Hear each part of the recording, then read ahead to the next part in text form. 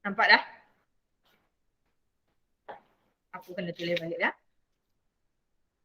Nampak dah kah yang kat online? Nampak, Miss. Alright. Thank you. Sorry ya tadi. Okay. Balik kepada metallic bond. Tulis balik apa yang aku tulis tadi. Sistem apa.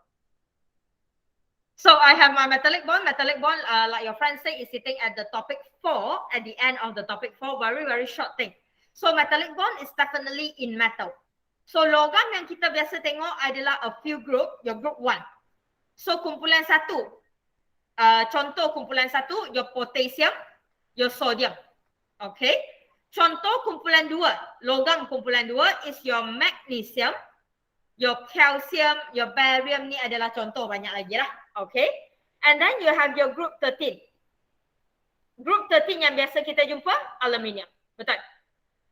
So, soalan ni sekarang adalah kalau antara atom-atom lain, contoh kalau saya ada sodium, Na, kalau saya ada Na dengan Cl, kita tahu antara Na dengan Cl adalah ionic bond. Betul? Okay, setelah yang tu. Kalau saya ada Cl dengan Cl, antara Cl dengan Cl, saya ada covalent bond. Tapi apa jadi kalau dalam tu saya ada Na sahaja? Betul? Kita ada logam, belikan kat kedai, alright? Pergi kat kedai, saya kata, okay, saya nak sekeping zinc. So dalam zinc tu yang pure, dalam tu hanya adalah zinc. Okay? So dalam tu yang hanya adalah zinc, yang hanya dalam sodium, yang hanya dalam besi kamu, your transition element. So transition element kamu termasuk copper, termasuk zinc, termasuk your iron. Semua logam ni, kenapa dia orang boleh duduk sekali? Padahal kita tahu sodium adalah positif. Padahal kita tahu Fe adalah let's say 3 positif karat kamu. Betul? Alright, kalau kamu ada zinc, kamu tahu zinc kamu adalah 2 plus. Right? So you should roughly know benda-benda yang bercharge sama, all the positive. Okay? Dia patut tolak antara satu sama lain. Kan? Dia patut tolak, betul? So kenapa dia boleh duduk sekali? Anybody? Kenapa logam kamu boleh duduk seketul logam? Kenapa dia tak tolak antara satu sama lain? Anyone?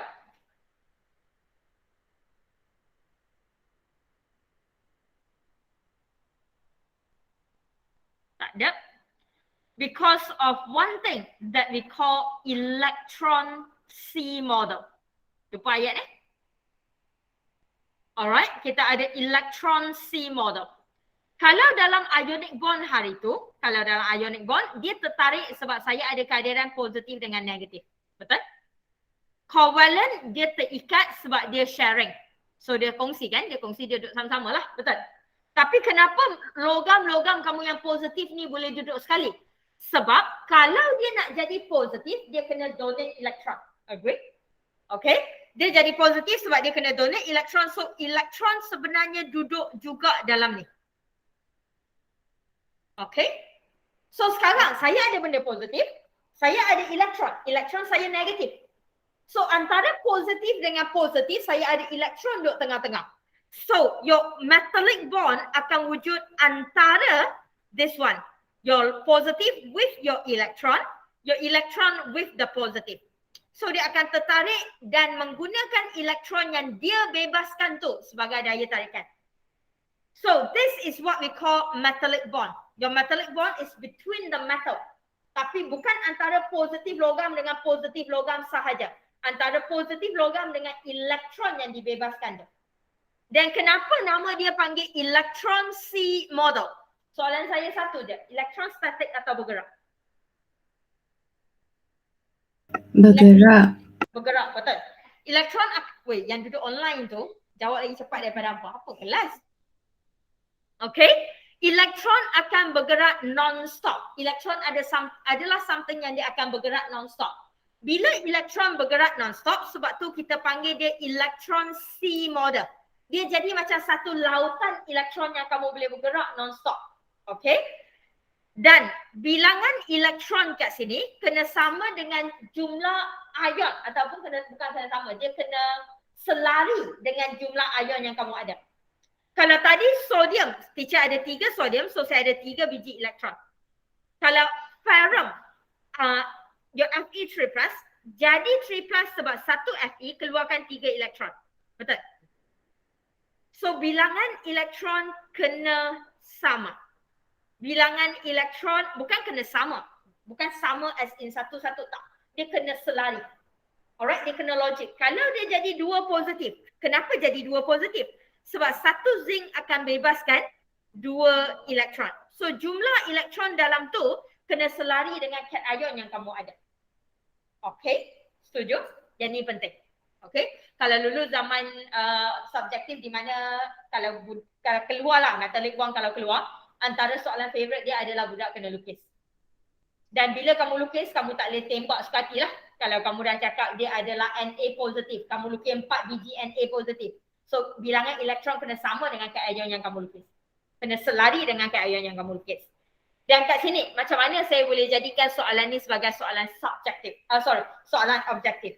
Dia bagi lukisan, kamu pilih. Okay? Kalau dia bagi lukisan, kamu pilih, soalan boleh bagi lukisan like this. Dia bermula dengan lukisan, dia tak cakap dia adalah positif berapa. Dia letak something like this. Okay? Lepas tu 4 biji and then dia letak elektron. Alright, dia letak elektron. So kat elektron tu kamu kena tentukan cation kamu adalah charge berapa. So macam mana saya nak tentukan? Kamu kira lah. Ni soalan exam ni, katakan soalan exam. Saya ada 4 cation. Betul? Dan saya ada berapa elektron? 8. Saya ada 8 elektron. Betul? So saya ada 4 cation dan tapi saya menghasilkan 8 cation. Elektron. Bermakna cation saya adalah 2+. Nampak? Dan dia boleh jadi soalan objektif. Okay, di mana kamu kena faham lukisan tersebut. Bilangan elektron kena selari dengan cation tersebut. Dan obviously semua orang patut tahu 1 positive represent I release 1 electron. Okay, yang tu semua orang tahu kot. Okay, alright. Kalau okay, last thing about metallic bond. Tengok lukisan kecil yang saya ada kat bawah tu. Saya ada keadaan di mana saya ada 1 elektron. Saya ada keadaan di mana saya ada 3 elektron dan saya ada 2 elektron. Dan saya dah guna, saya tak boleh pergi tunjuk kat sana sebab dia orang tak nampak nanti. Kelas tadi dah jadi dah. Okay, saya pergi tunjuk kat sana, betul dia? Tak nampak pun, miss. Okay, so kena duduk kat sini dan diam. So, if you look at your my drawing over here, saya dah cuba guna cation sama. 3 biji cation, semua orang pegang 3 biji cation, betul? Tengok logik je saya. Tengok logik je.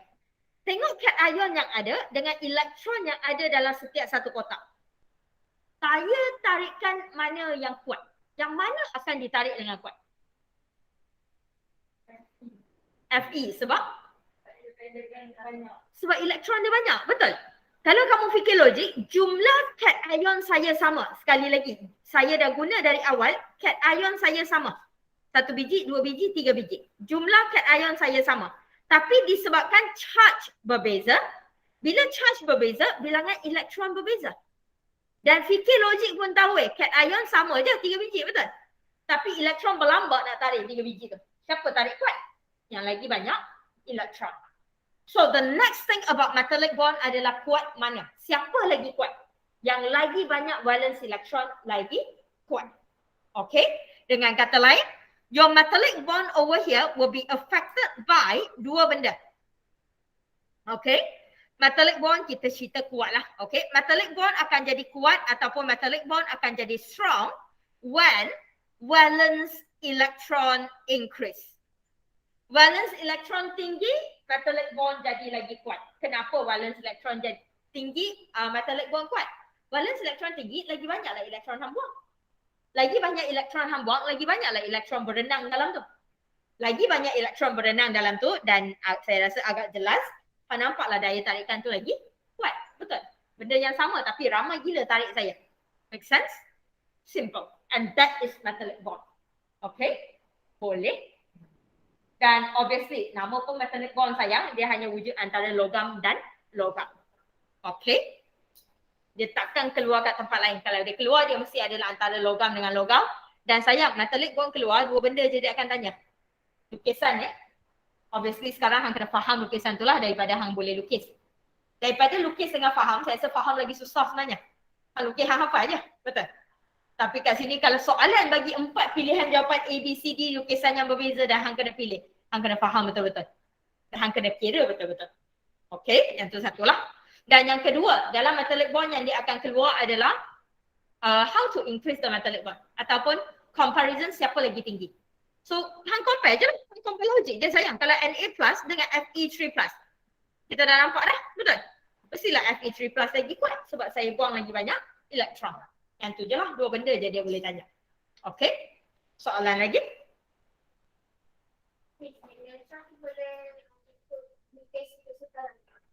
Boleh letak ikut suka, tapi obviously bila saya kata boleh letak ikut suka, hang janganlah bagi kat saya macam ni. Okay, aku pantang pun bila saya cakap ikut suka tu. Contoh ya, contoh. Saya ada sodium lah, malas nak lukis. Bila saya ada Na positif, bila saya kata ikut suka, hang jangan lukis macam ni weh. Tu nama bodoh. Sorry. Kelas tengah rekod. Hang jangan lukis macam ni weh. Bila saya kata ikut suka, bermakna kamu boleh letak ikut suka secara rawak. Okay, dia adalah secara rawak. Susunan dia lebih kurang, tapi elektron tu boleh letak secara rawak. Dan biasanya saya akan bagi tahu kat student, elektron kita akan letak antara cation. Dia tak akan duduk elektron sebaris, cation sebaris. Hang nak tarik apa? Tak logik weh. Positif tu akan tolak, negatif tu akan tolak, betul? Dia hanya akan tertarik sebab positif duduk antara negatif. Okay, boleh? Good question. Lagi? Ni tak Okay, lagi? Alright. Okay. Kalau tak ada, kita bergerak ke polarity. Saya buat hybridization semua tu lah sah, yang tu panjang sikit. Okay, polarity. A bit of tips before we go for question. Yang tu yang penting kan nak conclusion je kan. Hujung-hujung ni mana nak belajar apa dah. Polarity, first thing, before tips adalah, polarity will talk about difference in electronegativity. Okay. Tahu electronegativity? Alright, electronegativity. Okay. Nak senang, kalau orang tu easy to become an ion. Kalau orang tu senang nak pegang negative charge. Okay, kalau orang tu senang nak pegang negative charge, that means electronegativity tinggi. Okay, I give you something very simple to compare. Kalau saya ada, let's say water, H dengan O. Saya ada oksigen dengan H, betul? Yang kamu selalu jumpa oksigen dalam bentuk apa? Oksigen, bukan water. Oksigen dalam charge apa? Negatif 2, betul? So oksigen yang kamu selalu jumpa dalam negatif, betul? Oksigen 2 minus, hydrogen H plus, betul? So soalan saya sekarang, kalau antara hydrogen dengan oksigen, aku lupa dah ada orang. So kalau antara hydrogen dengan oksigen kat sini sayang, siapa lebih elektronegatif? Oksigen. Oksigen, betul? So, kalau orang tu adalah orang yang senang nak jadi an ion, dia senang. Kalau kamu jumpa selalu dia duduk dalam keadaan negatif. Oksigen, O2 minus, Cl minus, Br minus. Benda-benda tu kita panggil high electronegativity. Okay? So, polarity akan cerita pasal dua benda. The main thing about polarity adalah electronegativity. Tapi kita akan cerita electronegativity satu, bond dipole. Okay. Satu adalah dipole moment. Jumpa ayat selalu kan? Okay, mu. Alright. Kena boleh beza benda ni. Kena boleh bezakan benda ni terlebih dahulu. Apa itu bond dipole? Bond dipole adalah on the bond. Okay, bond dipole adalah on the bond. Bahasa lain, ikatan sahaja. Okay, ni bahasa pasar gila lah. Nama pun bond dipole, betul? Dipole moment is the total ataupun the structure. straight away the total of it. Jumlah the entire structure. Okay. So, saya nak bagi contoh lain yang kamu nampak terlebih dahulu.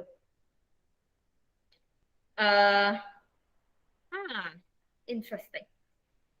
Let us use something simple. Carbon, Cl, Cl, Cl, Cl. Betul?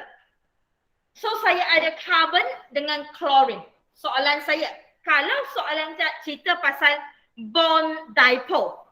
So, bond dipole bermakna benda yang Miss Wan nak check adalah benda yang duduk atas ikatan. Saya nak tahu ikatan ini polar atau tak. Bond dipole hanya adalah pada ikatan tersebut. So, pada ikatan itu kita nak tengok electronegativity. So, sayang, antara carbon dengan chlorine, siapa selalu jadi negatif? Yang Chlorine. Chlorine, Cl minus, betul? Cl minus. Kita selalu jumpa Cl minus. Therefore, the bond dipole antara carbon dengan chlorine adalah ke arah chlorine. Setuju? Okay. And look at the arrow that I have, ladies and gentlemen. The arrow that I'm using over here is like this. Termasuk palang di belakang. Okay, termasuk palang di belakang. Dan apa maksud benda ni? Ke arah direction yang kamu pergi itu adalah more electronegative. Kamu sentiasa bergerak ke arah orang yang lebih electronegative. So, I have my carbon and chlorine, dia akan bergerak ke arah chlorine. Dan setiap satu ikatan adalah sama kat sini. Betul? Sebab semua orang adalah carbon dan chlorine. Setuju? Okay? Alright. So, untuk ikatan, guys, untuk ikatan, bond are polar. Setuju ayat ni? Bond are polar. Apa maksud bond are polar? Kita hanya fokus pada ikatan sekarang. So, ikatan saya, setiap satu ikatan ni adalah polar. Betul? Sebab dia duduk antara carbon dengan Cl. Tapi, kalau soalan tanya polarity, dia takkan tanya ikatan. Dia akan tanya the structure polar atau tak. Betul? So sekarang structure ni polar atau tak? Structure ni polar atau tak? Saya tak buat model. Rasa-rasa? Structure ni sekarang adalah yang duduk kat rumah, structure ni polar atau tak polar?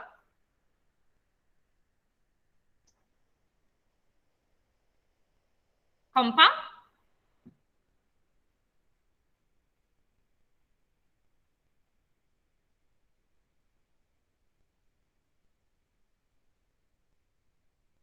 Okay, kenapa non-polar saya cerita. First and foremost, sekarang saya nak kamu nampak perbezaan dia terlebih dahulu. Dipole, bond dipole adalah kepada ikatan. Ikatan setiap satu atom. So, atas satu ikatan, saya hanya ada 2 atom. Betul? So, yang ni, atas ikatan ni kita panggil bond dipole. Ikatan tersebut polar atau tak. Okay? Lepas tu, dalam satu structure, tak kisahlah structure apa, saya ada let's say PCl3 pula. Okay, saya ada something like this. Okay? So, the dipole moment kat sini adalah the entire compound. Ni adalah dipole moment. Jumlah dia. Okay? Boleh? Boleh beza yang tu dulu? Okay. So, 2 benda yang kamu kena tahu. Benda pertama, kita mesti kena check bond dipole dulu. Ikatan tersebut polar atau tak. Settle yang tu dulu. Okay? Lepas settle yang tu, baru kita tengok dipole moment. So, sekarang saya nampak masalah dia adalah hang tak tahu at the end of the day dia polar atau tak. Betul? A bit of tips. Kalau dia adalah basic geometry. Alright, can I have all the basic geometry?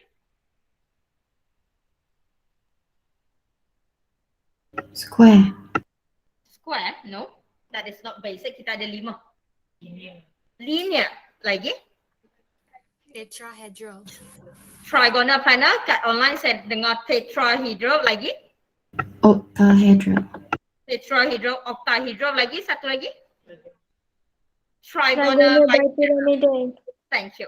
Ingat 5 ni? Okay, this is what we call basic geometry. And that is my octahedral. Okay, sebelum tu lukis sikit. Kalau kamu ingat lukisan dia, your linear should look something like this. Betul? Okay, asyik gelap je. Kenapa hari ni colour yang saya pilih semua gelap? Let us go for some bright colour. Green. Okay. So my linear should look something like this. Betul? Okay. Trigonal planar, just a kind reminder, your trigonal planar look like a segitiga like this. Betul? Tetrahedral. Kaki ayam. Ingat kaki ayam anda? Okay. Your trigonal bipyramidal. Atas, bawah, segitiga. Betul? Nampak ke? Setuju ke? Okay. Octahedral, 6 arah. 6 arah. Segi 4 di tengah. Betul? Okay. Basic geometry 5 ini dan. Okay. Dan ada 2 lagi. Dan linear yang look something like this. Remember, kita boleh ada linear daripada trigonal bipyramidal di mana kamu ada kehadiran 3 lone pair. Lone pair, lone pair, lone pair. Nampak? Yang dia asal adalah trigonal bipyramidal. Betul? Tapi dia jadi linear sebab kehadiran 3 lone pair. Ada isu yang ni? Tak ada Orang ini linear juga kan? Linear juga dan juga seorang lagi. Square planar. Square planar yang datang daripada octahedral yang pegang 2 lone pair. So dia adalah octahedral tapi dia jadi square planar sebab dia pegang 2 lone pair. Remember this? Okay? Boleh? Semua geometri yang ada kat depan mata kamu akan jadi non-polar molecule. Dengan syarat, ada syarat. Okay? Dia akan jadi non-polar molecule dengan syarat, anybody can tell me syarat dia? Symmetry. Diorang simetri, yang saya bagi ni simetri. Semuanya akan jadi non-polar molecule sebab diorang simetri lagi.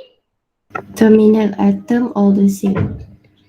Semua terminal atom sama.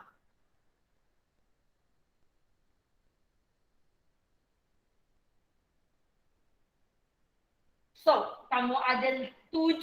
Basically, 1, 2, 3, 4, 5, 6. 7. Saya ambil ini sebagai 2 ya. Linear saya adalah 2 ya kat sini. Satu adalah linear yang tak ada lone pair. Satu adalah linear yang pegang 3 lone pair. So, semua 7 susunan kat sini akan jadi non-polar molecule dengan syarat terminal atom sama. Okay?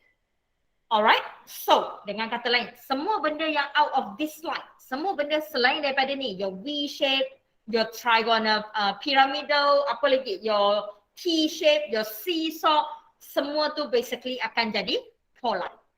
Nampak? Objektif kan? Nak cepat kan? So, saya ajar cara cepat. Okay, so selesai ya. Okay, saya bagi apa yang non-polar je. So semua ni akan jadi non-polar dengan syarat all terminal atom is the same. So kita balik soalan saya tadi. My CCl4 sekali lagi. Betul tak dia non-polar? Sebab? Betul.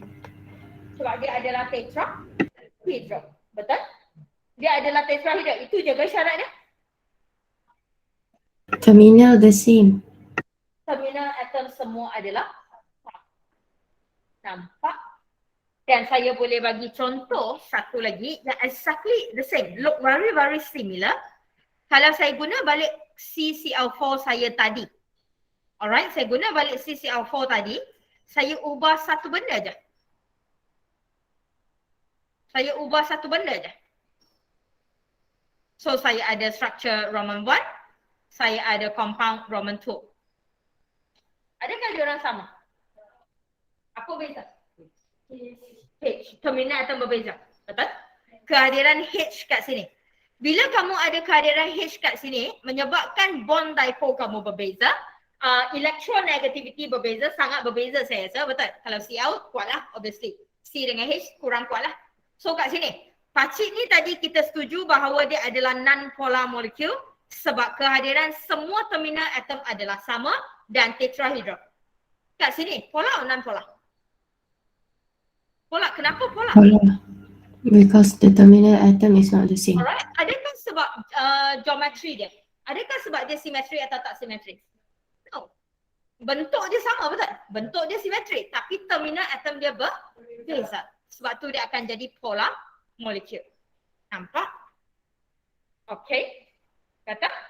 Okay. Kalau batak dalam exam, okay, cara yang paling senang nak jawab polarity, bukan cara yang senang lah, ataupun step yang betul nak jawab polarity sayang, benda pertama yang kamu kena ada adalah Lewis structure.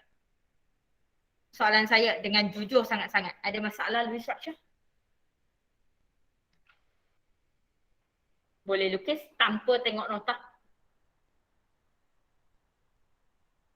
You have all your friends coming back already starting this week. So I suppose your exam will definitely be in the exam hall lah. I suppose sebab saya dah dapat surat lantikan jadi ketua pengawas saya.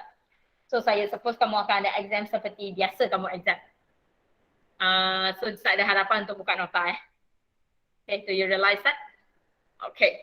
So before polarity, there is one thing I want you to do. You must be able to draw your Lewis structure with correct geometry. Alright, dalam chapter 4, benda yang kamu kena boleh buat dan sangat-sangat boleh buat adalah hang tutup mata tengah malam pergi toilet, kalau saya bagi soalan quiz pun hang kena boleh lukis Lewis structure dengan betul. That is the level. Okay. When you have the Lewis structure with the correct geometry, then you check the bond dipole. Okay, then you check the bond dipole. Then only you check the dipole moment, dia boleh cancel off atau tak boleh cancel off. Dan nak check dipole moment ni, antara cara dia adalah kamu kena check geometry. Okay, kamu kena check geometry. Dan kamu kena check terminal atom. Okay, kamu nak tengok dia polar ke tak kan? Kamu nak tengok dia cancel off ke tak? Tengok bentuk, tengok siapa yang dia pegang. Okay, boleh. So, can I have, alright, dah. Yang duduk kat rumah pun sama tak ada nota, tak ada apa I want Lewis structure of PCl3. Tadi saya bagi PCl3. So I want Lewis structure PCl3. 30 seconds, you should get it. You need to get it in 30 seconds. Try. Tak, periodic table tak ada so jangan pergi cari phosphorus periodic table kat mana. Periodic table tak diberi, you need to know the valence electron.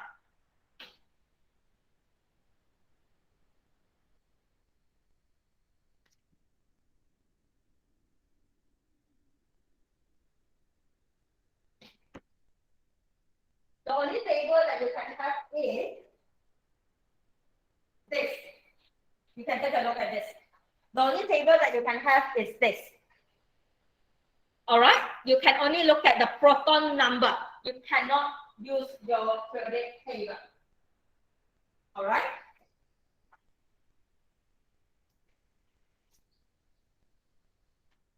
So valence electron. Yeah, sambung.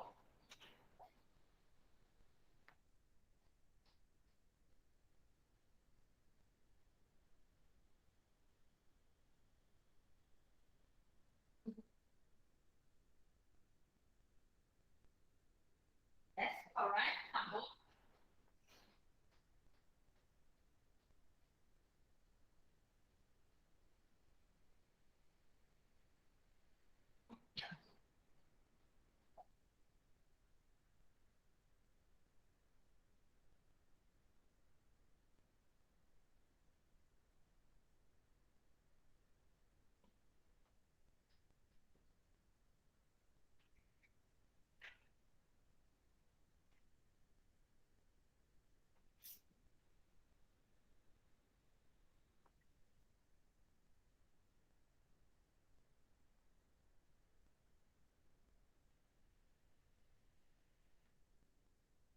Lagi sayang. CCl3 doesn't stop that. Okay? Dah. Lagi, that's not okay.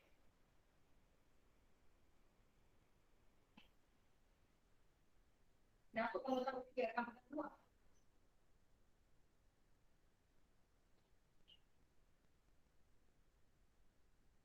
Kamu tak. Total balance electron saya phosphorus berapa?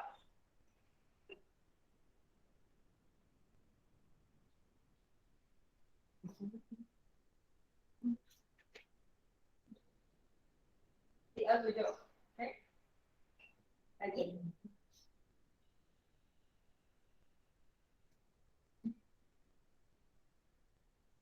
Cl7. Ada berapa Cl?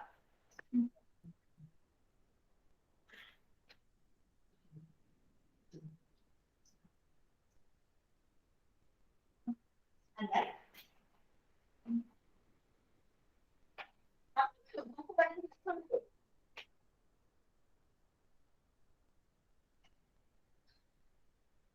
Lepas tu. Minus 6. Dan minus 6 tinggal. Ada. So, the very first thing that I think you will do is your total valence electron, betul? Phosphorus 5, chlorine adalah 7, darab 3, you have 21. The very first thing to get it right. Sebab the entire Lewis structure adalah bergantung dengan total valence electron yang kamu kira, dan saya nak guna soalan yang sama sehingga orbital overlapping nanti. So keep that. And kenapa saya nak guna soalan yang sama untuk hujung nanti? Sampai hujung nanti, sayang, kalau total valence electron kamu salah, Lewis structure kamu salah, geometry kamu salah, shape kamu akan salah, bond angle kamu akan salah, polarity akan salah, apa lagi? Hybridization process, orbital overlapping, semua akan jadi tunggang langgang. So this thing need to get it right. So your total valence electron sekarang dah betul. I have my phosphorus, macam biasa, saya akan lukis canting-canting dulu. Dan disebabkan saya nampak Cl adalah 3, saya rasa saya akan lukis macam ni, betul? So kita tolak 6. Saya tinggal 20. Next, what do we do? Anyone? From home? Tolak 18. Tolak 18 sebab saya akan octetkan terminal atom. Saya akan octetkan terminal atom, make sure semua orang dapat 8 elektron around that. So diorang dah pegang satu ikatan bermakna 2 elektron. So dia dah pegang 2, so saya bagi 6 lagi lah. Semua orang dapat 6, so saya tolak 18. Dan sekarang saya tinggal 2. Alright, dan hang letak 2 tu dulu, tapi hang tak letak 18 tu. Saya nak ingatkan sekali lagi Lewis structure adalah semua elektron yang kita main. Saya ada 26 elektron secara total valence electron. Saya ada 26. Dalam lukisan kamu, Lewis structure yang betul adalah termasuk titik-titik yang hang tak nak lukis tu. Okay? Dalam exam, kalau subjektif satu titik hilang, kita tak bagi markah dah. Satu titik hilang.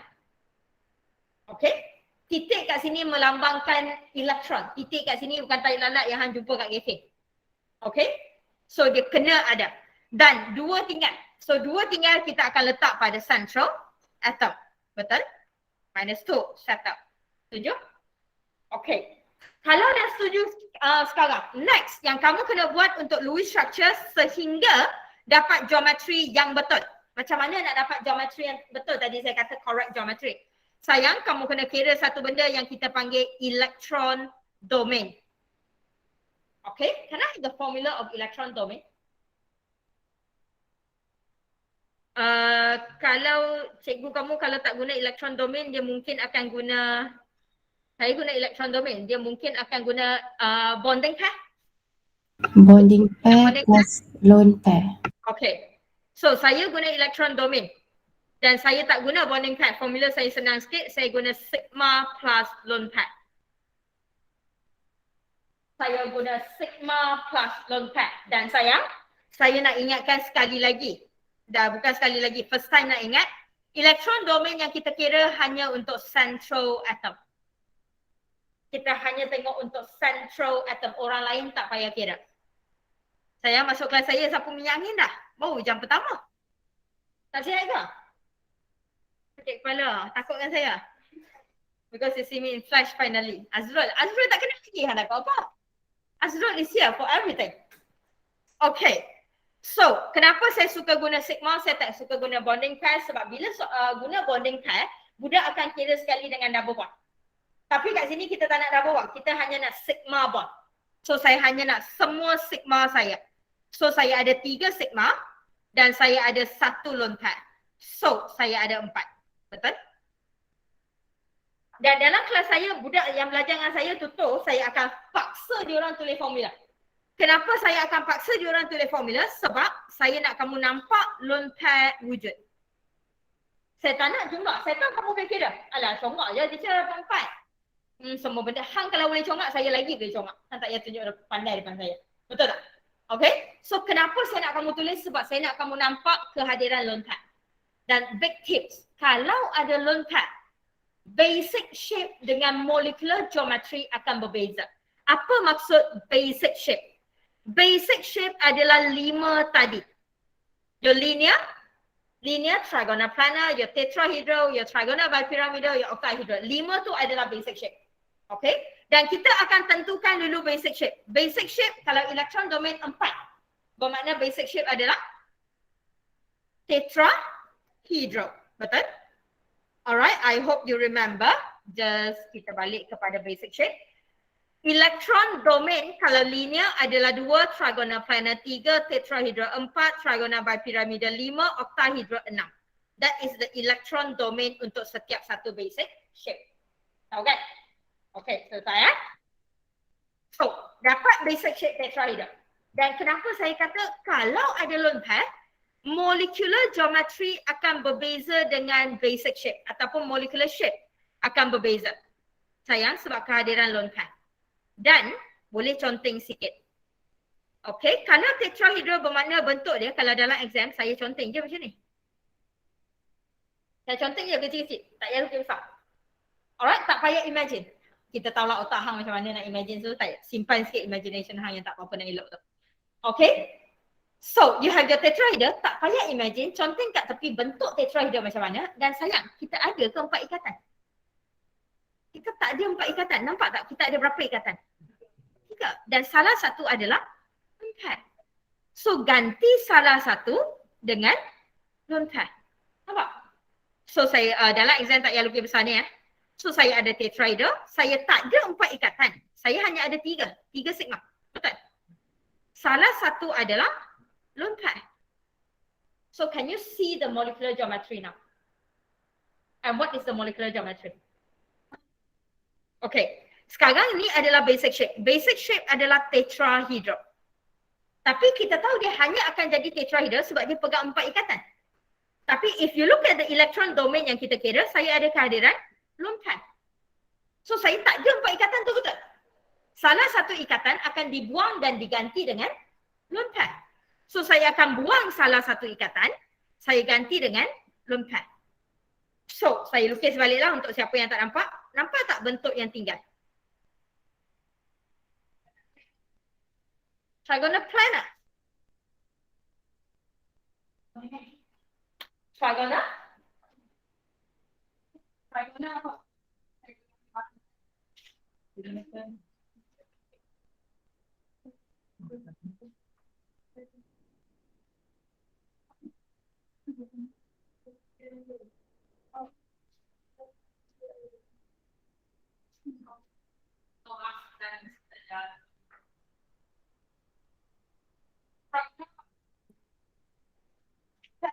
Piramida. Trigonal planar dia akan jadi flat. Jadi ada kaki ayam nampak kaki ayam. Alright, so that thing is what we call trigonal pyramidal. Betul? Alright, nampak tak piramid yang dihasilkan tu? Alright, nampak the piramid dah. So that is your trigonal pyramidal. So the question over here. Apa beza basic shape dengan molecular geometry? Basic shape adalah bentuk asas yang kita derive, yang kita reference. Bentuk original dia adalah apa? Termasuk dengan kehadiran lone pair. Okay. Tapi untuk lukisan ini, untuk structure ini ataupun untuk molekul ini, bentuk dia sepatutnya adalah trigonal pyramidal. Betul? So, adakah Lewis structure saya sekarang duduk dalam bentuk yang betul? Adakah Lewis structure saya duduk dalam bentuk yang betul sekarang? Yang ni. Adakah bentuk dia sekarang betul? Tak, dia patut duduk dalam trigonal pyramidal. Kena lukis balik. So kamu contohin je lah kat tepi. CP, CL, CL, CL, lone pair duduk atas. God's sake.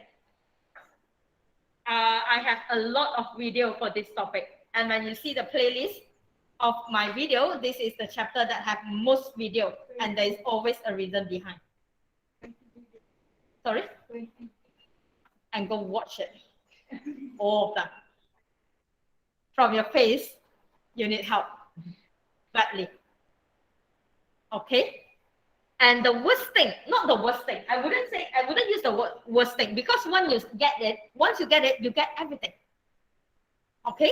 Topik ni satu benda tak best. Topik ni ada 5 subtopik. 4.1, 4.2, 4.3, 4.4, 4.5. 4.1 until 4.3. They are good friends.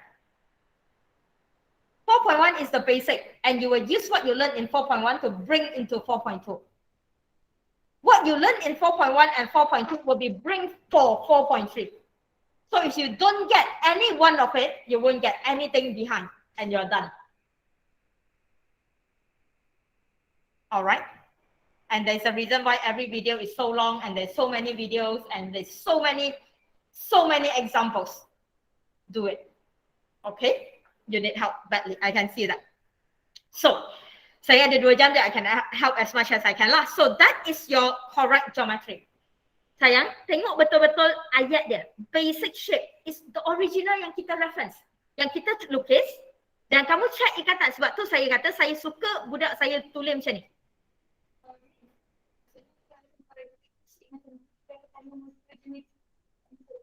Biasanya soalan kamu yang kena lukis daripada ni.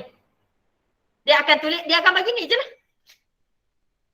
Alright, dia akan bagi ni je lah. Kalau dia bagi lukisan, kalau dia bagi jawapan sebagai ABCD dalam lukisan, pun kamu kena tahu dulu geometri tu macam mana. Baru kamu boleh pilih jawapan ABCD tu, betul? Dia takkan bagi soalan as simple as, oh dia bagi lukisan satu, oh name the shape. Soalan macam tu tak keluar. Dalam mimpi pun tak lah. Alright, tak lah. Okay? Boleh? Ataupun soalan dia boleh bagi satu lukisan, dia bagi dalam bentuk, katakan dia bagi dalam bentuk trigonal pyramidal.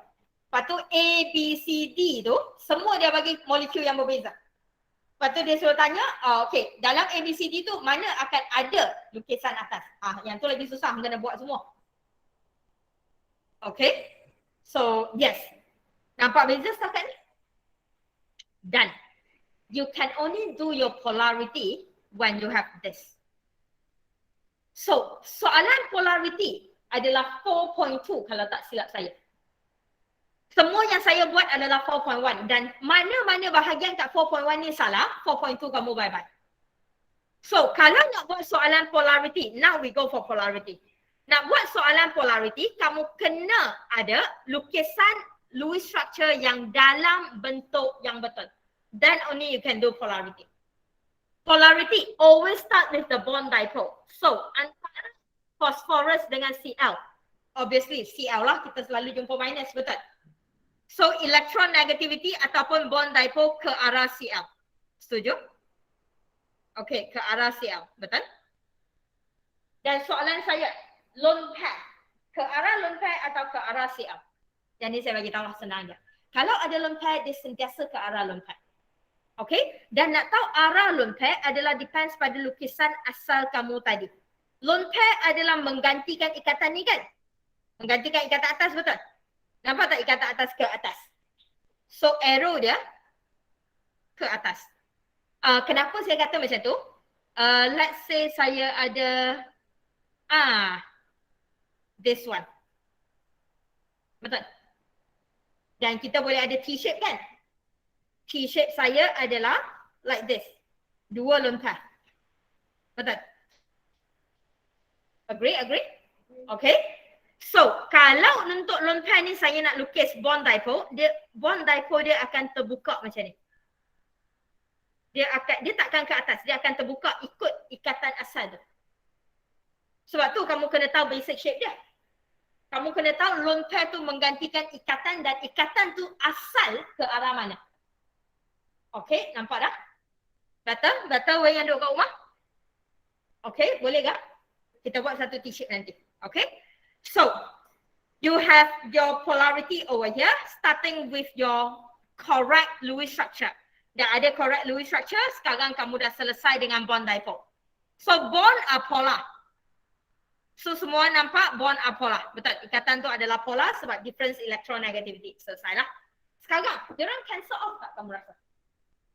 Adakah molecular geometry ni, basic shape dan juga, remember the 7 shape yang saya bagi?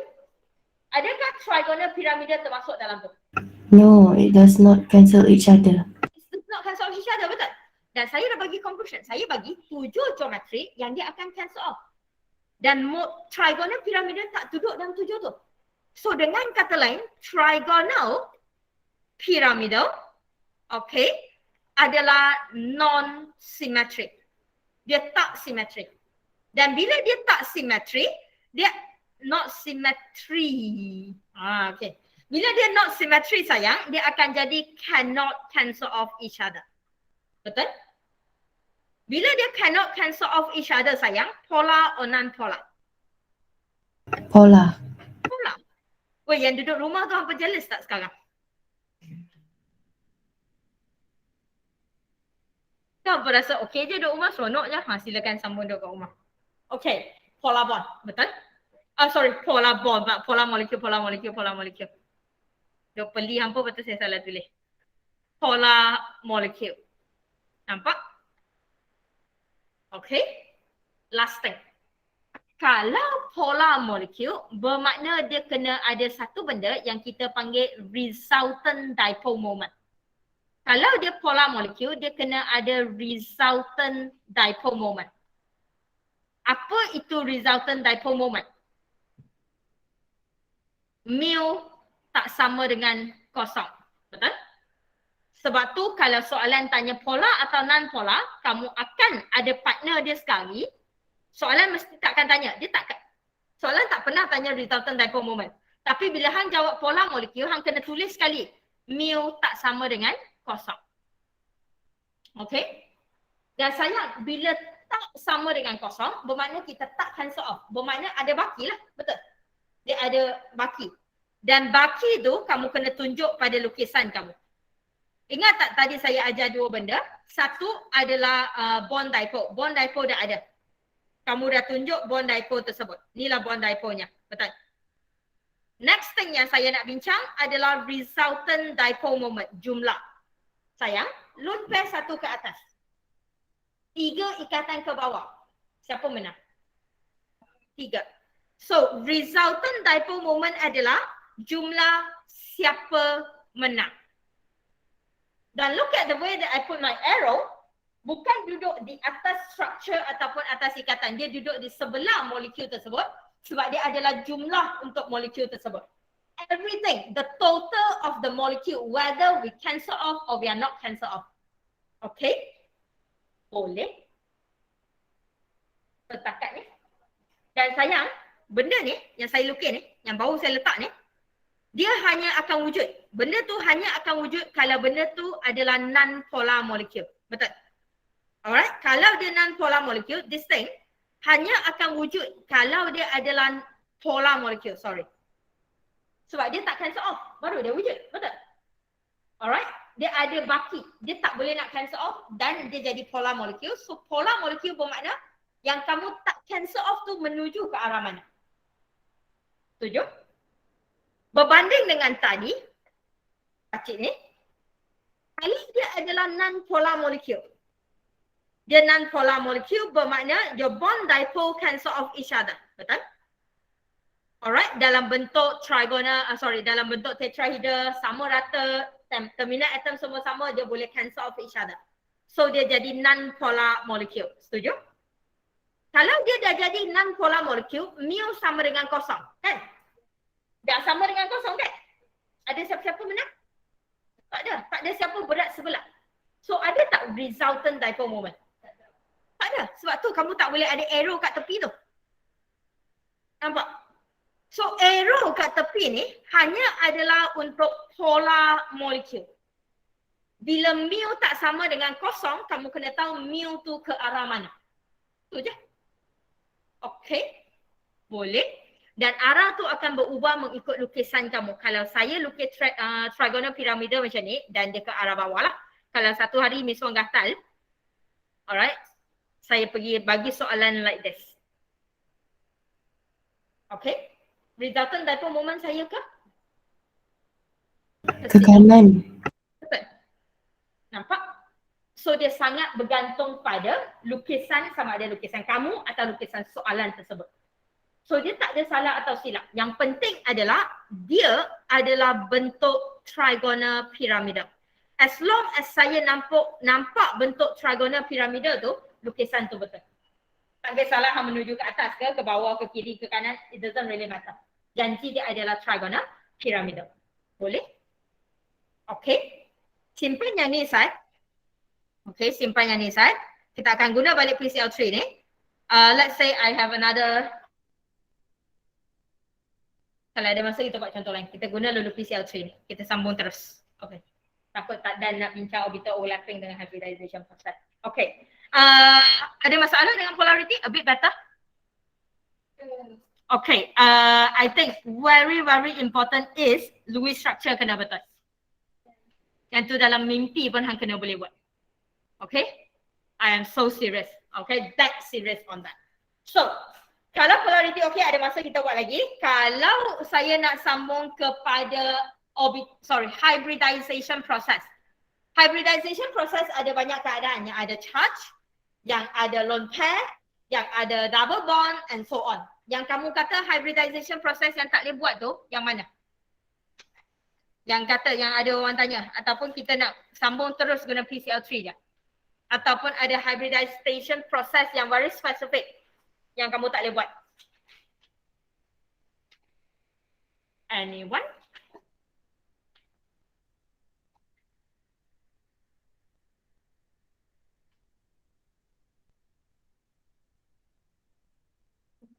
Kalau kamu ada compound, lagi saya okey, saya lukis, saya tunjuk terus guna compound tu. Kalau tak ada, saya nak bagi compound je.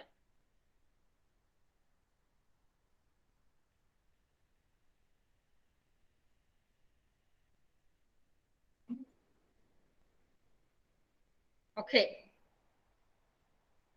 Semua okey. Okey, saya tiba-tiba ada idea. Why don't we do everything that have everything in that? Termasuk charge, termasuk semua benda lah. Okey? Alright, so ala-ala revision kan. So saya bagi satu molecule yang dia ada lone pair, dia ada pi bond dan kalau tak silap saya dia ada charge juga. Okay? So let's say I have SO2. Do me one favor, draw the Lewis structure of SO2. Kalau boleh sehingga correct geometry. SO2, just SO2.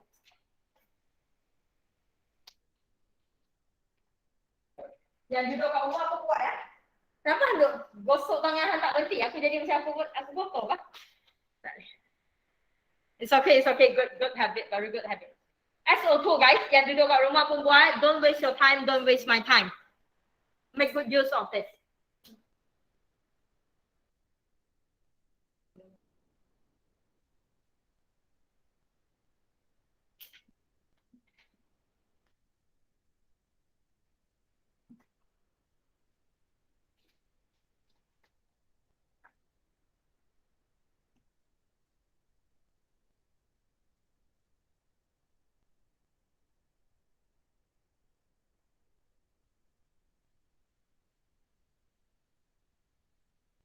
Sulfur group 16. Alright, so valence electron berapa patut tahu lah. Oksigen, berapa valence electron? Kalau oksigen tak tahu berapa valence electron, ketuk kepala apa. Kena bagi stop bernafas.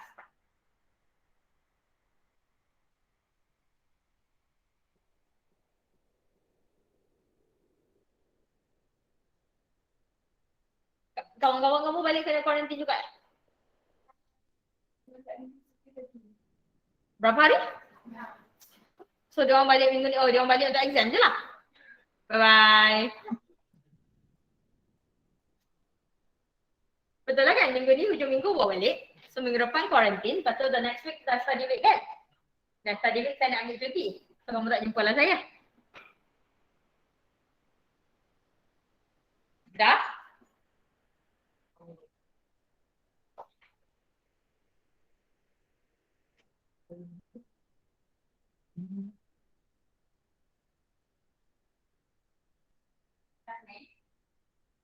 Wah. Balik bilik. Simpan bawah katil. Tahu. Okay.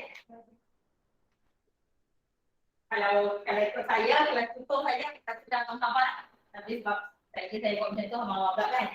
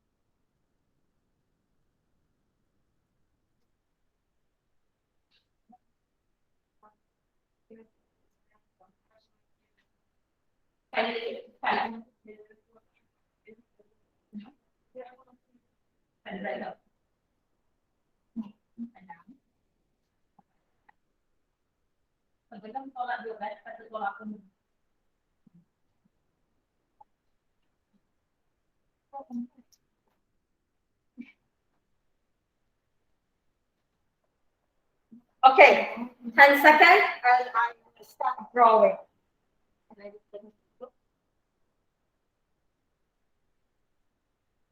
Okay, before you start your electron domain and so, just have a quick check on my total valence electron. Sulfur adalah 6, oksigen adalah 6 darab 2. So I have my 12 total valence electron 18. Setuju?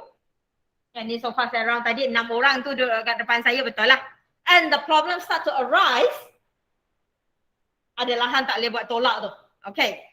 Han tahu tak? Lukis structure ni, the total valence electron yang kamu ada adalah macam hang main Lego. I'm a big fan of Lego. Saya suka main Lego. Okay. So when you start to play Lego, 18 elektron adalah macam 18 bricks yang kamu ada. Dan kamu boleh susun dalam molekul kamu. So setiap kali bila kamu letak satu bricks, betul? Setiap kali kamu letak elektron dalam tu, kamu kena tolak. Sebab daripada 18 saya dah guna 4. Betul?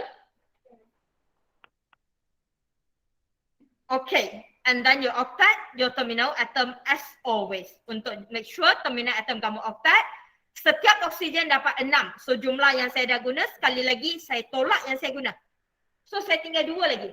Dan kawan kamu have a very good question. Adakah total valence electron yang tinggal akan automatically masuk central atom? Yes. Dengan syarat total valence electron yang tinggal adalah selepas proses matematik yang betul. Okay. I don't know whether I tell you this statement or not before, but I keep telling my student in my tutorial class is, you know what makes objective different from your subjective? That I told you? Alright? Subjective, my job is to make you better. And I believe I have somehow did it. Okay? Saya tak perlu buat kamu jadi perfectionist. As long as from 0, I make you having 70%, you are good enough. Betul? Kamu jawab satu soalan tu 10 markah, budak saya dapat 8. I'm more than happy. Kamu salah tekan kalkulator kat hujung, kamu hilang jawapan markah. Jawapan akhir 1 markah. Fine, tak apa. You got 8 over 10. Good enough. Betul? But you know in objective, one bad thing. There is only right and wrong. So my job is not to make you better. I need to make you to have no mistake. Okay, dalam objektif kita tak ada space untuk salah. The moment kamu salah 1, kawan kamu lupa tolak 4. It's wrong. Kamu salah tekan calculator. It's wrong. Kamu salah tekan unit. It's wrong. Betul? And if you're happy, if anybody is still happy with the objective, walk me through. I don't understand. Because the moment I know it's objective, I know how sucks it can be. It's not about being good. It's about being perfect. Welcome to objective question. Okay? I'm serious. Kalau dalam subjektif saya tak payah budak saya jadi perfect. There is space untuk budak saya buat silap sikit-sikit. And my job is to keep improving my student, to keep making you better. But right now, our job is not only making you better. Our job is to make you have zero mistake. And I wish I can do that. It's like mission impossible over here, man. Okay? And it needs a lot of effort from you guys, from yourself. Okay? A lot of effort from yourself. Okay. The first question. We are done. At this moment, nampak macam dah. Soalan saya, sebab bila saya round tadi, bila kamu dah sampai sini, ada yang dah start kira elektron domain. Boleh kira elektron domain dah ke? Ataupun soalan saya, Lewis structure saya dah betul ke? Saya ada 7 step untuk lukis Lewis structure. Total valence electron, step 1. Step 2, single electron, kita dah letak. Step 3, kita octetkan terminal atom. Selesai. Dah octet terminal atom. Betul? Lepas dah octet terminal atom, saya akan masuk valence electron yang tinggal kepada central atom. Dah. Sorry, 5 step bukan 7. Okay? Step 1, step 2, step 3, step 4, dah. Kita dah masuk valence electron yang tinggal kepada central atom. Last step. Jangan lupa step ni. Kita kena check central atom octet atau tak. Central atom octet tak? Alright? Central atom kamu tak octet. So what can I do to octet the central atom? Dia hanya pegang 6 elektron, betul? Dan akan ada orang bagi tahu, teacher, 6 elektron. Tak boleh ke incomplete octet? Soalan? Boleh atau tak boleh? Incomplete octet hanya untuk 3 orang sahaja dalam silibus kamu, which is boron, beryllium, aluminium. Okay, incomplete octet tak boleh untuk orang lain. Hanya untuk boron, beryllium, aluminium. Sulfur tak termasuk dalam incomplete octet. Sulfur hanya boleh pegang expanded kalau nak. Kalau tak, dia kena octet. Sayang, saya nak ingatkan your odd number octet, your incomplete octet ataupun your expanded octet adalah di mana kita tak ada pilihan dan kita buat. Kalau ada pilihan, kita tetap akan pilih octet. Boleh? Okay. So, sulfur sekarang tak boleh pegang incomplete octet dan sulfur mesti kena octet. And how do I octet the sulfur? Simple. Kita ambil elektron daripada oksigen. Salah satu oksigen, mana-mana oksigen sebab sama je, kamu ambil sepasang lone pair, buang lone pair tu, jadikan double bond. Nampak? Baru dia jadi octet. Betul? Okay, bila dia dah jadi octet, then this is your Lewis structure.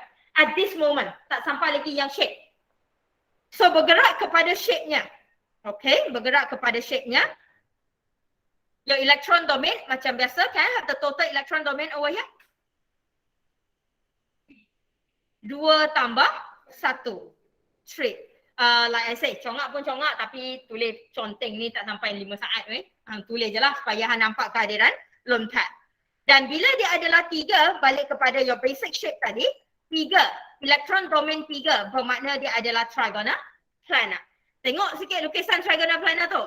Supaya kamu boleh conteng kat tepi tu nanti. So, basic shape adalah trigonal planar. So, trigonal planar adalah segi 3 yang duduk di atas satap. So, ada ke 3 ikatan? Tak ada. Sama macam tadi. Alright? Tak payah imagine pun. Dah lukis. Saya ada 2 je ikatan. Salah satu adalah lone pair. Conteng, bukan conteng, padam, ganti dengan lone pair. Lukis balik, nampak tak bentuk dia sekarang apa? So, what is the molecular geometry? Band shape. Band shape. Okay, ada 2. Sama ada kamu guna perkataan band ataupun kamu guna perkataan V shape. Mana-mana pun saya terima. Sama je. Okay, mana-mana yang masuk dalam otak kamu senang. Setuju? So, kalau dah dapat dia adalah band shape. Next question. Dia sekarang, betul tak lukisan kita? Kita kena lukis balik. Sayang, bila saya kata lukis balik, yang ni tak payah padam. Han tunjuk je. Sulfur, band shape. Lone pair, jangan lupa. Okay, Han lukis je. Alright, Han lukis balik je. Cuma dalam bentuk yang betul. Nampak? Okay. Just very quickly. Kita tengok je. Alright, dalam soalan kan. Nak cepat kan? Tak payah tulis banyak-banyak. Saya nak tanya satu je. Polar ke non-polar rasa-rasa?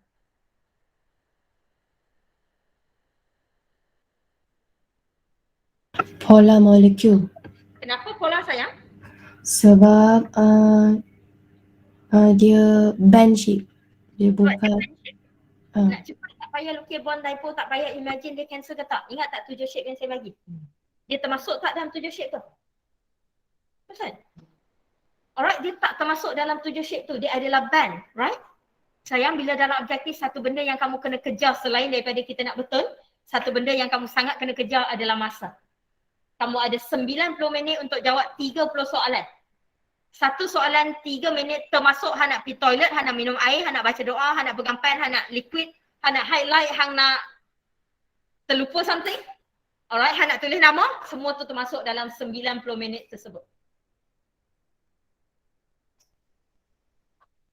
Make it sempat.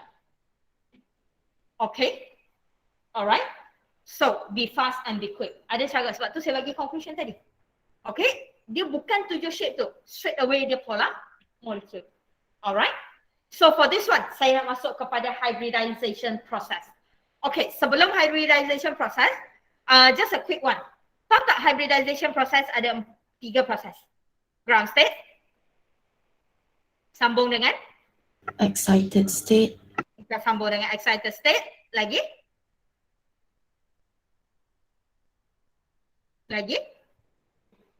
hybrid state. Thank you.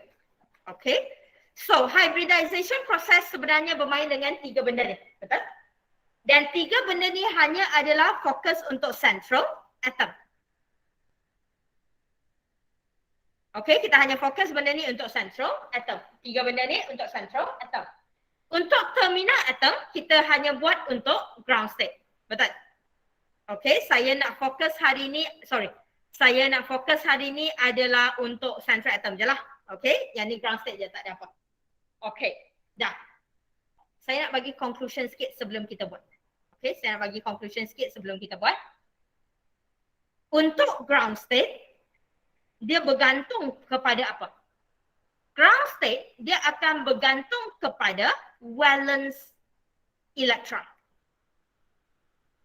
Okay. Untuk excited state, dia akan bergantung kepada your sigma plus lone pair tadi. Dia akan bergantung kepada your sigma plus lone pair. Alright. Dan tambah satu lagi. High bond kalau ada. Sebab soalan kita ada. Okay. Dah. Last but not least, untuk hybrid state,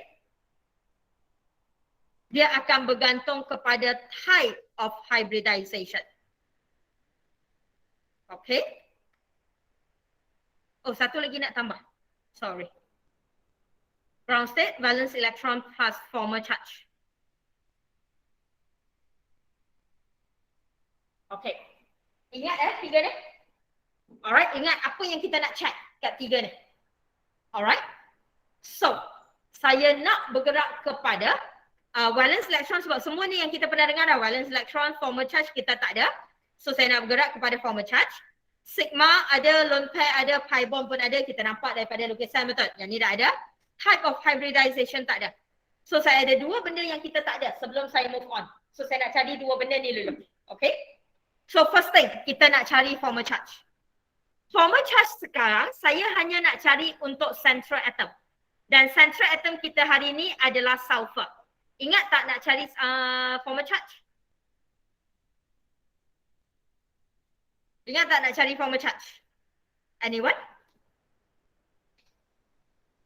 Valence electron minus bond pair minus lone pair. Alright. Valence electron minus number of bond. Saya guna number of bond Okay, bermakna kalau double bond bermakna 2 lah. Minus number of electron in lone pair. Nampak ayat saya? I'm talking about number of electron in lone pair. Bermakna kalau sepasang adalah 2. Okay, number of electron in lone pair. So valence electron untuk sulfur adalah 6. 6 tolak berapa ikatan? 3. Betul? Number of electron in lone pair tolak 2. 1, 2. Ayat dia. Number of electron in lone pair, bukan number of lone pair. Lone pair sepasang. Tapi dalam sepasang lone pair ada 2 elektron. Okay? So, formal charge adalah positive 1. Setuju? Okay, yang ni benda pertama yang kita tak ada tadi. So, selesai. Dah jumpa formal charge. Sulfur positive 1. Simpan dulu. Ada satu lagi yang kita tak ada. Type of hybridization. Soalan saya. Yang ni senang je. Siapa yang biasa buat tu dia tahulah. Type of hybridization boleh dapat dari mana?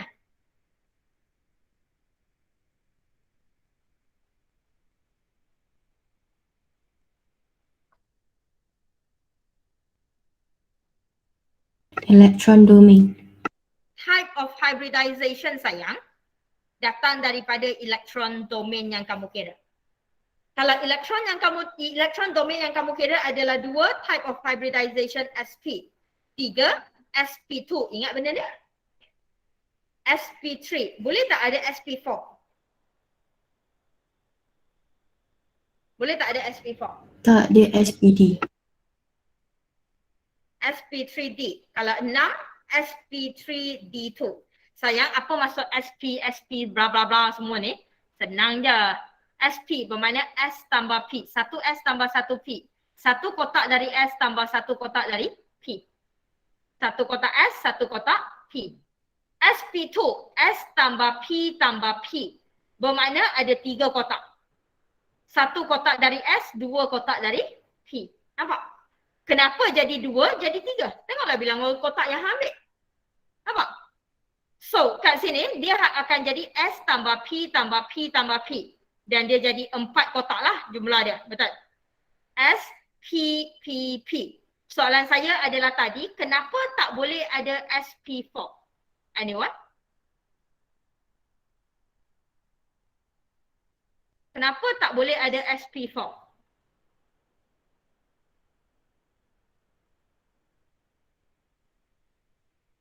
Seriously? 1S orbital, S orbital 1 kotak, P orbital?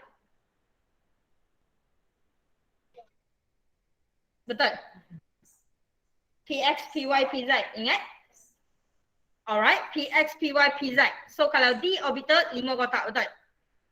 Alright. So P orbital maksimum berapa? 3 je kan? Ada ke kotak keempat? So mana boleh ada SP4? Betul. So berhenti kat SP3. Bila P3 dah habis, ambil lah D. Nampak? Tahu ke S orbital 1 kotak?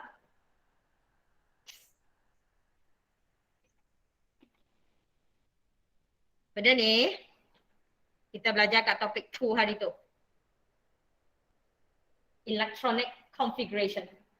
1s2, 2s2, 2p6. 3s2, 3p6, 4s2, 3d10. Betul? Ada ke kita belajar benda tu? Short stick. Okay. So, type of hybridization akan datang daripada electron domain. Electron domain kita 3, so type of hybridization adalah sp2. Setuju?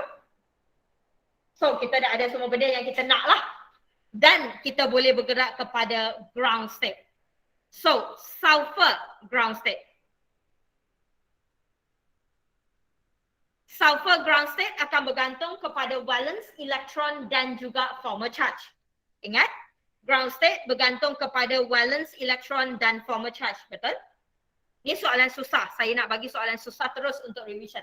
Sebab soalan ni kalau keluar dia boleh tanya semua benda. Daripada charge, daripada high bond, lone pair, semua benda dia boleh tanya. Okay? So ground state kat sini adalah valence electron.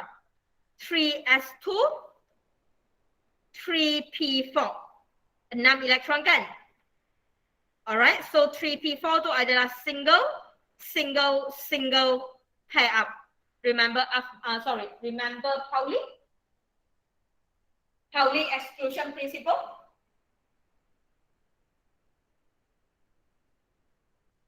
Apa weh?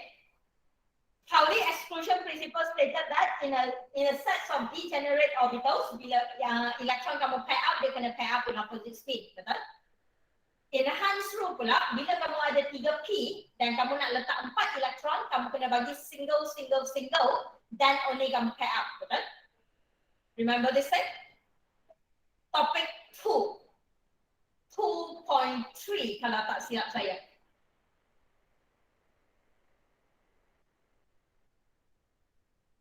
You have 2 weeks left before your final.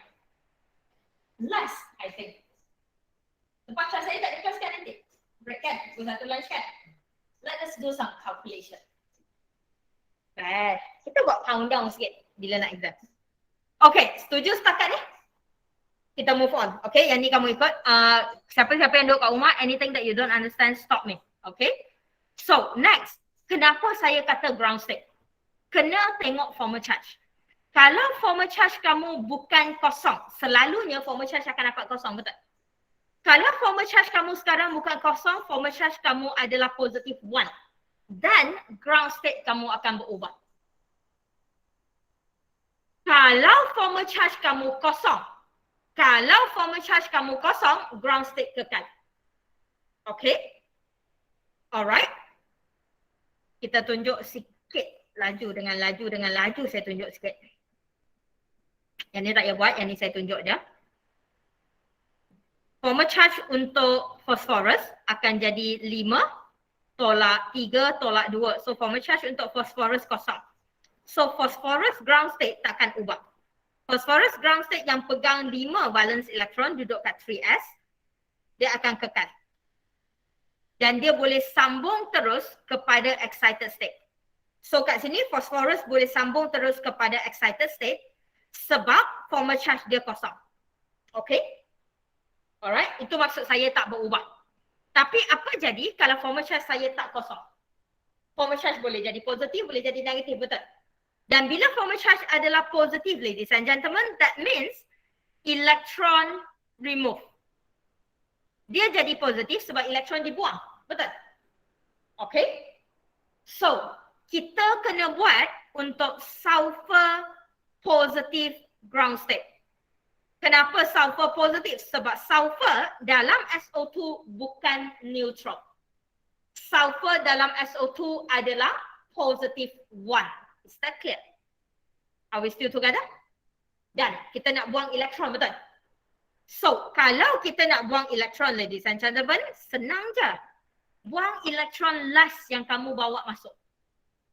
Elektron last yang saya bawa masuk tadi, single, electron last, this one. Betul?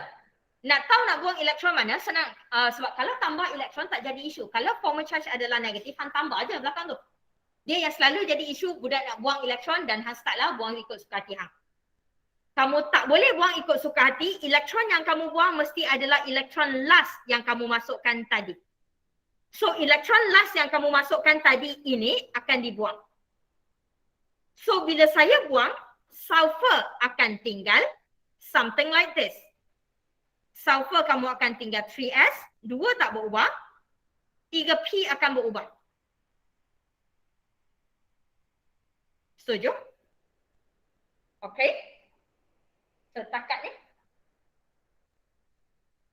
Nampak? So, bila masa akan ada ground state 2 kali?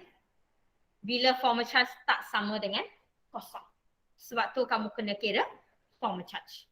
Sebab tu sebelum ground state kamu kena ada 2 benda atas tangan kamu. Sebelum ground state kamu kena ada valence elektron, kamu kena ada formal charge.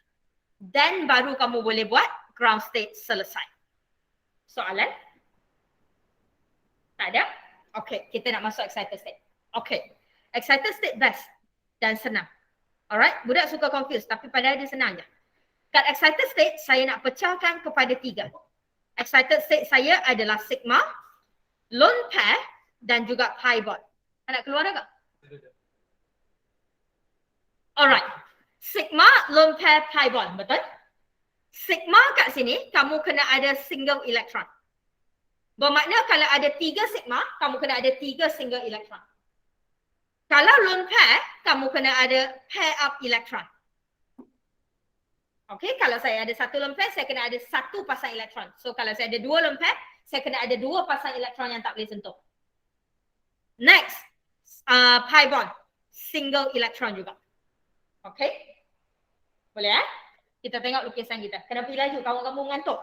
Okay, so look at your drawing over here. Ingat tak kita kira sigma dengan lone pair? Saya dah kira dah sayang. Kita dah kira dah. Kita dah tahu saya ada 2 sigma. 2 sigma bermakna saya kena ada 2 single electron. Saya dah ada 1 lone pair. Saya dah kira dah. Saya kena ada 1 pair up electron. Betul? 1 je kamu kena check. Pi bond ada ke tak ada. So pi bond akan wujud kalau dia ada double bond. Betul? Saya ada 1 double bond. So saya ada 1 pi bond. Bermakna saya kena ada 1 single electron. Bahasa lain. Alright, looking at the arrangement, saya kena ada 1 single, 2 single, 3 single. Kita kena ada 3 single electron, 1 pair up electron. Looking at your ground state, that is my pair up electron. That is my single, single, single. Nampak?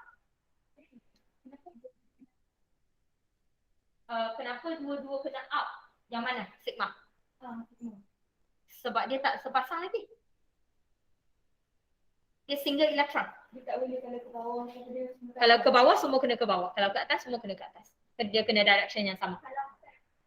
Dia kalau pair baru atas bawah. Okay? Sepasang bawah atas bawah. Lagi soalan?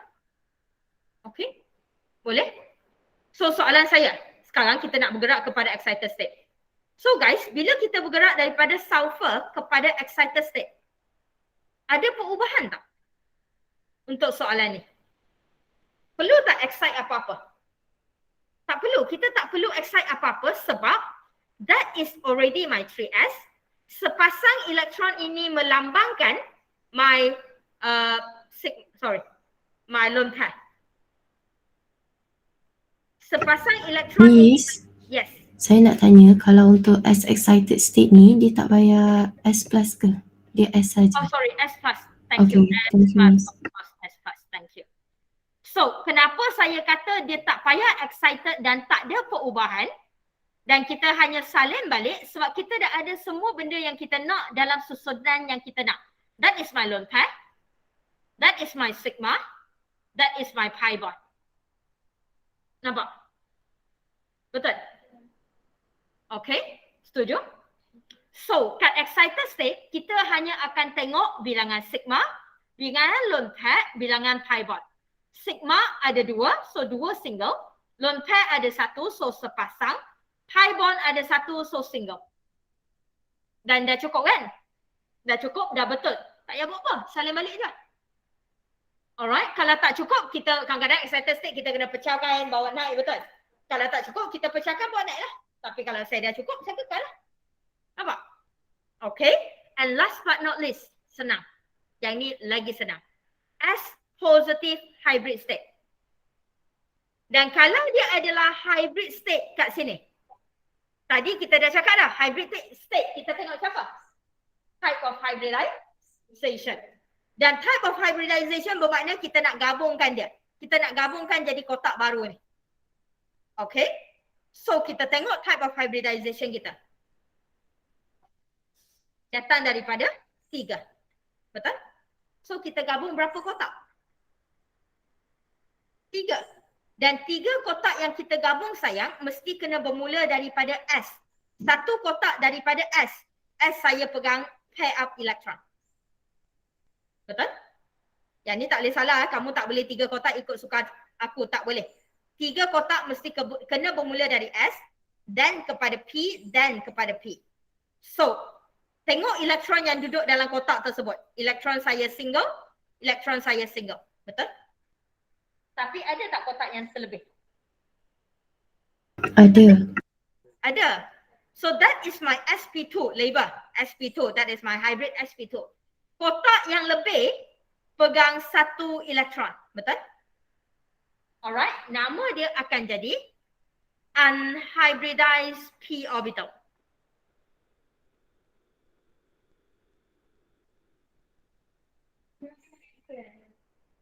Kena label. Kena label. Okay. So, ya.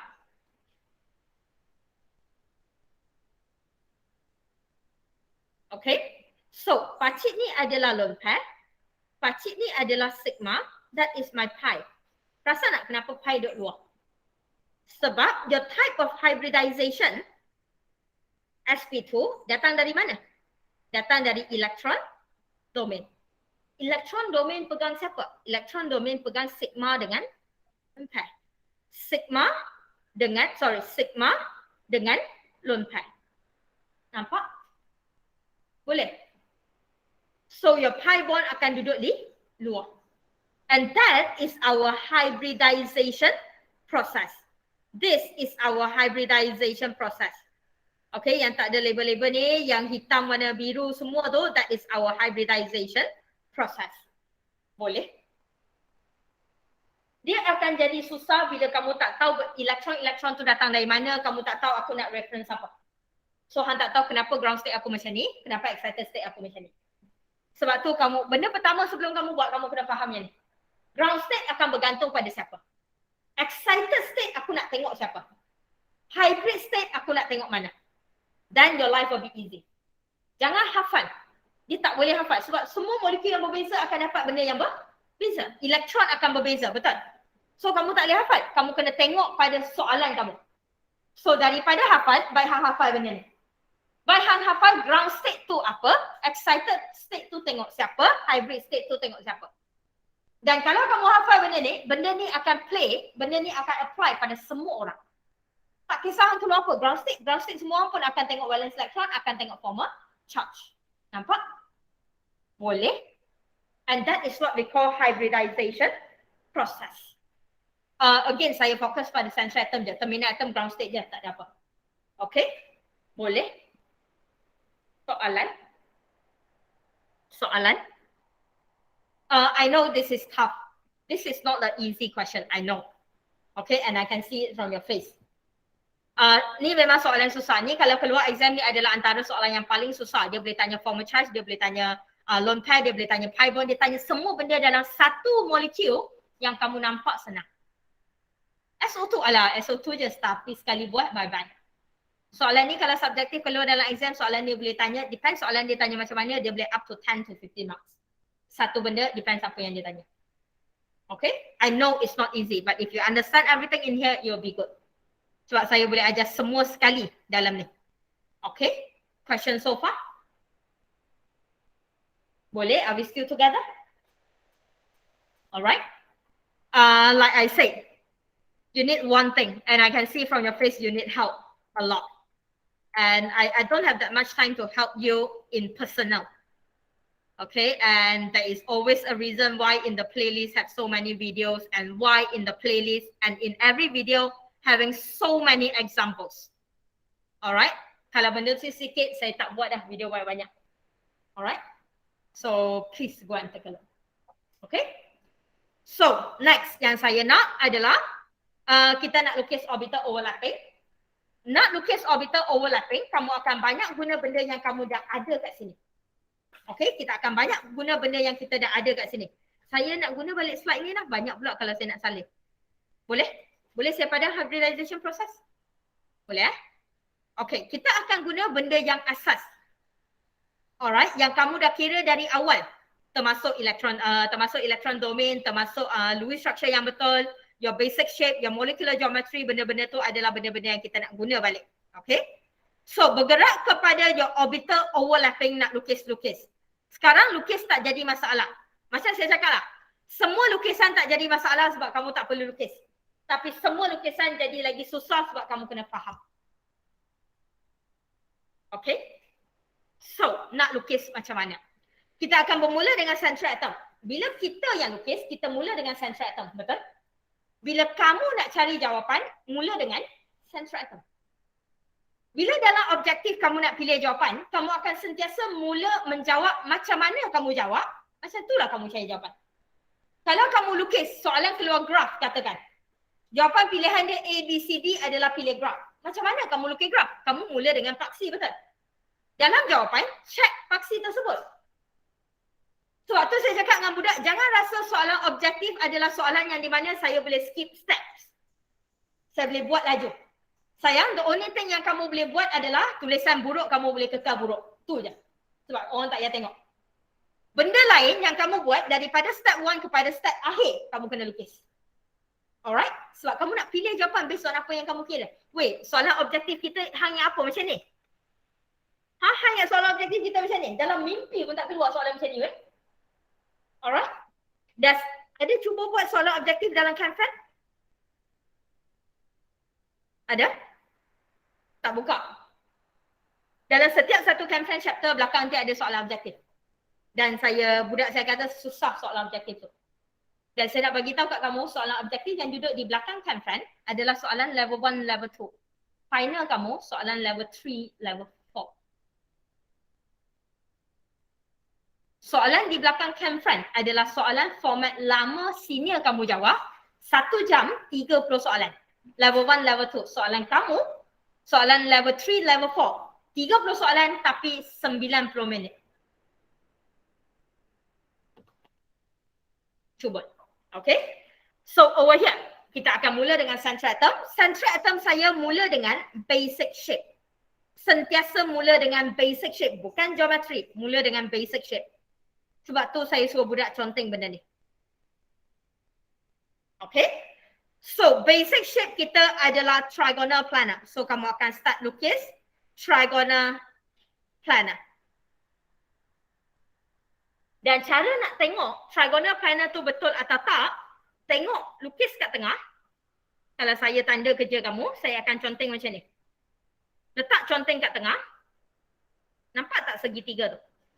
Nampak tak bentuk trigonal planar tu? Lukisan kamu betul. Okay? Alright, mula dengan yang tu. Okay, dia bukan T-shape ya, dia segitiga ya. Dia bukan T-shape, dia segitiga. Okay? So, move on. Next, kalau soalan kamu ada lone pair, soalan kamu ada lone pair, ladies and gentlemen, lone pair orang pertama kita buat. Okay, so kita dah tahu that is my central atom with hybridization sp2. Lukislah sp2 kamu tu, duduk dan diam. So orang pertama yang kita akan masukkan sayang adalah lone pair. So masukkan lone pair duduk ke atas kan? Kita letak lone pair kita ke atas. So lone pair letak sepasang elektron tak buat apa duduk atas. Okay. Next, lukis semua sigma bond terlebih dahulu. Kita akan lukis semua sigma bond terlebih dahulu. Nak lukis sigma bond macam mana? Sigma bond mesti adalah end to end, betul?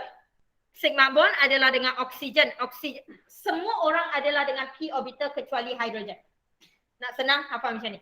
Semua orang adalah p orbital kecuali hidrogen adalah s orbital. So oksigen mesti p orbital. Ustaz, jangan lukis dulu. Tengok Ustaz. Boleh tak saya lukis sigma saya macam ni? Adakah sigma saya betul? Ke kamu rasa okey? Betul je sigma? Saya ada 2 pilihan jawapan. Okey, lukisan saya buruk, saya minta maaf. That is my p orbital of oxygen. Yang mana betul? Atau dua-dua betul? Pilihan pertama, pilihan kedua. Ataupun dua-dua kamu rasa okey je? Tak ada beza pun? Ada beza tak? Beza dia? Satu kecil saiz je kamu nampak beza. Bila kamu nak dapatkan sigma bond, kamu kena form a straight line. Straight line maksud saya. Nampak? Yang ni ada tak straight line? Bila kamu form a sigma bond, satu je syarat saya dalam sigma bond. Bila sigma bond, kamu kena ada straight line. Okay? So, kamu kena imagine straight line tersebut dan kamu kena lukis based on the straight line. So, bila kamu ada sigma bond, kamu nak overlap sigma bond tu, make sure the overlap dalam bentuk satu garis lurus. Nampak tak? So, that is what p orbital of my oxygen. Letak 2 elektron, that is my sigma. Dan make sure. Ambil pembaris kamu, sebab saya takkan suruh budak saya highlight. Nanti buruklah lukisan tu, betul? Ambil pembaris, letak atas tu, kamu kena make sure dia adalah straight line. Okay? Next, another sigma over here. I have my p orbital also. That is my p orbital, sama. Dia kena form a straight line. Okay ke?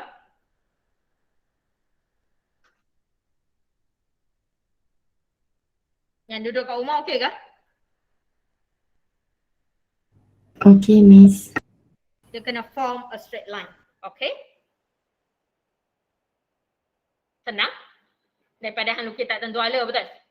So make sure pilihan jawapan kamu pun nanti kena tahu bila kamu lukis overlap untuk sigma bond, dia kena bila dia overlap tu dia kena form satu garisan lurus 180 darjah. Okay? Make sense?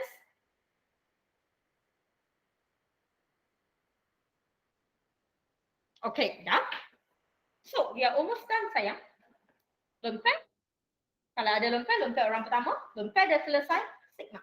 Oh, of course orang pertama central lah. Okay, central dah selesai, lempel dah selesai, sigma.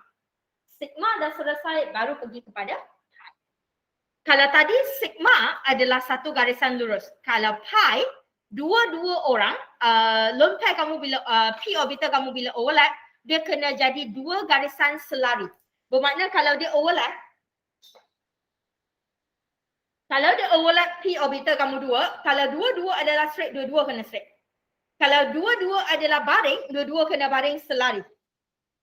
Kalau dia dua-dua sengit, dua-dua kena sengit ke arah yang sama. Kalau dia sengit ke arah yang sama, dan yes. Tapi kamu tak boleh overlap macam ni, lepas tu kamu kata dia pi bond. Tak boleh. Kamu tak boleh kata overlap macam ni, dia pi bond. No. Dia kena selari. Itu yang kita check. Dan cara yang saya ajar lukis-lukisan line-line ni adalah cara yang kita akan tanda kalau kita tanda kerja kamu sebagai soalan subjektif. Kita akan contoh. Okey, dia ada dua garis lebih kurang selari dan bau betul. Kalau tak, kita pangkar dah. Saya tak tengok dah label-label kamu semua tu. Okay. So next thing adalah your sigma. Your pi. Kalau apa yang tak ada lagi, hijau. Let's use hijau. So pi bond duduk kat sini. That is my pi bond. So antara S dengan oksigen kat tengah. So let's say saya nak lukis dia baring. Sebab tak ada tempat kan. So saya nak lukis dia baring. So kalau kat atas baring, kat bawah pun kena baring. Nampak? Lukisan saya buruk sebab saya tak boleh nak pusing. Okay, let me try again. Alright, dia tak boleh cakap. Dia kena lukis je. Kat sini pun kena baring. Kat sini pun kena baring. Ya, okay. So that is the p orbital. That is the p orbital. Then next, sayang tengok sikit. Elektron kena bertentangan arah. Yang ni kena penting. Yang ni kena tengok betul-betul. Elektron satu atas, satu kena bawah. Ingat tak sepasang elektron tadi? Diorang akan overlap dan jadi sepasang kan? So elektron kamu yang overlap dan jadi sepasang ni kena bertentangan arah. Berhati-hati kalau kamu kena pilih lukisan tu. Kalau hang lukis tak ada masalah. Tapi kalau hang pilih, hang jenuh. Okay? Tambah-tambah kalau hang rasa hang pandai, hang nak pilih jawapan tanpa lukis. Oh, lagi disaster. Okay, hang kena conteng dulu kot kat kertas sebelum kamu pilih jawapan. Nampak?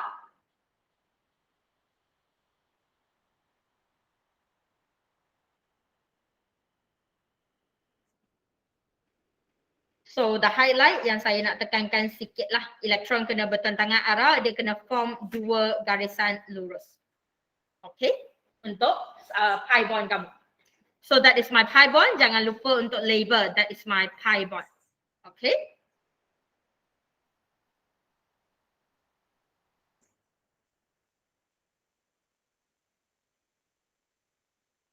Okay ke? Betul ke? Ke saya bagi soalan susah sangat. Okay. Alright, dalam video saya ada buat hybridization process dengan orbital overlapping untuk setiap satu kategori. Untuk centratum yang tak ada apa, untuk centratum yang hanya pegang sigma bond, untuk centratum yang hanya pegang lone pair, dan juga untuk soalan yang susah macam ni. Okay, dan tengoklah kalau siapa yang rasa struggle. Guys, sekarang kamu kena faham, kita bukan kat level saya nak mengajar. Saya kat level adalah untuk saya nak kamu tekankan benda yang kamu tak tahu. So kalau siapa-siapa yang duduk dalam kelas saya hari ni dan bila kita buat soalan-soalan yang saya bagi ni dan kamu lost. Okay, even yang duduk depan mata saya pun saya nampak lah. Okay. Kalau kamu lost dan kamu tak perasan apa sangat. Okay. Time to do something. Tengok balik. Okay, it's never too late. It's never too late until you start doing. Alright. So tengok balik siapa-siapa yang ni yang duduk depan mata saya nampak yang tak duduk depan mata saya tu lagilah. Betul. Okay, kita ada few more minutes, just a quick one. Just a very quick one, tak ada apa. Kita start exam paper kamu hari apa?